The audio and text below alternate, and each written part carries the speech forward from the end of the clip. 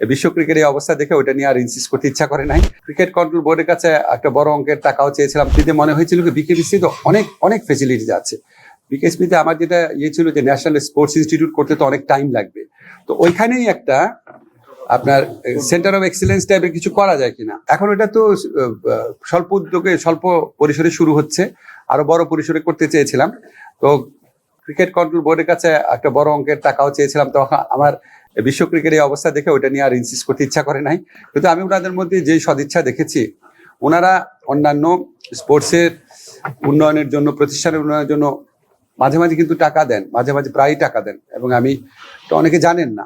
তো আমার মনে হয় ওনাদের যদি একটা সুশক্ত পলিসি থাকে যে আমরা অন্তত এই 2-3টা প্রতিষ্ঠানকে উন্নয়ন করবো, 2-3টা স্পোর্টসকে, তাহলে কাজগুলো সুবিধা হবে। আর বিকেএসপি একটা অত্যন্ত দক্ষ প্রতিষ্ঠান, আপনারা ওখানে নিজেরা সাংবাদিকরা গিয়ে দেখবেন, এখানে যারা আপনার দায়িত্ব নেন আর কি, খুবই মেটিকুলাসলি দায়িত্ব পালন করেন।